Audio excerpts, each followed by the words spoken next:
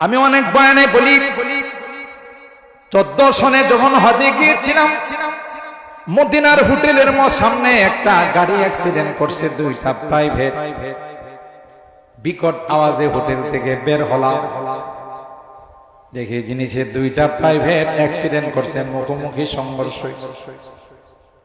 চিন্তা করলাম সৌদি আরবের অ্যাক্সিডেন্ট আর বাংলাদেশের অ্যাক্সিডেন্ট একরকম না, দুই রকম। দেখি আমাদের দেশে যদি অ্যাক্সিডেন্ট করে, প্রথমে হাত কাঁচা দিয়ে, যে হাত থাকতে মুখে কোনো কথা নাই, মায়ের শুরু। আশপাশে যারা থাকে ওরা চিন্তা করে যারা অ্যাক্সিডেন্ট করছে এদের মাল গনিমতের মাল। হাতের ঘড়ি খুলে নিয়ে যায়, মোবাইলটা খুলে নিয়ে যায়। আশপাশের মানুষের আচরণ হলো সবগুলো লুটে ব্যস্ত। যদি আপনাদের মাউনা এলাকায় নাই, অন্য এলাকার কথা বলতে, টাকা পয়সা নেওয়ার তালে থাকে, কিভাবে লুটতরাজ করবে সেই তালে থাকে। আমি চিন্তা করলাম সৌদি আরবের অ্যাক্সিডেন্ট আর বাংলাদেশের অ্যাক্সিডেন্ট একরকম কিনা। দেখি নিচে গেলাম, যিনি অপরাধ করছে আরেকজন ড্রাইভারকে বলতেছে আহ্বান সরি। ওই ড্রাইভারের গাড়িটা দুমড়ে মুচড়ে গেছে, তার গায়ে কোনো আঘাত লাগে নাই।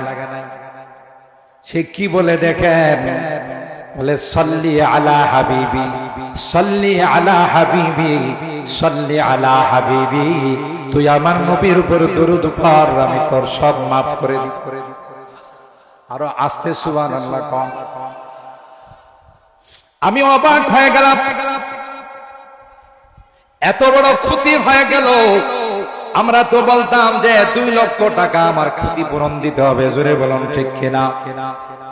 কিন্তু যার ক্ষতি হয়েছে সে কয় সল্লি আলা হাবিবি, আমার নবীর উপর দরুদ পড়, আমি তোর সব কিছু মাফ করে দিব। কি মহব্বত আর ভালোবাসা দেখে তাদের ভিতরে। আর ভাইরা, গত বছর উমরায় গিয়েছিলাম, জিদ্দাহ থেকে একটা ট্যাক্সিকে ভাড়া নিলাম। দাড়ি টাড়ি কিছু নাই, ড্রাইভার হলো একটা নিগ্রো ড্রাইভার।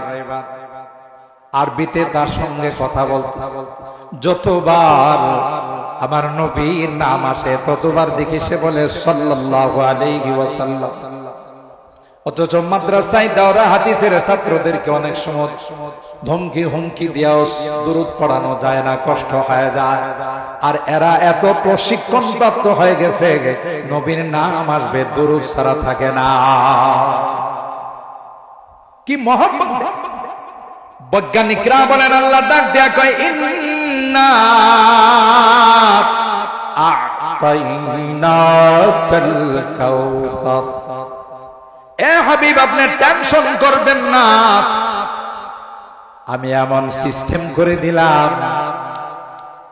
পৃথিবীর মধ্যে যতদিন পৃথিবী আছে আকাশ বাতাসে 24 ঘন্টায় আপনার নাম উচ্চারিত হবে।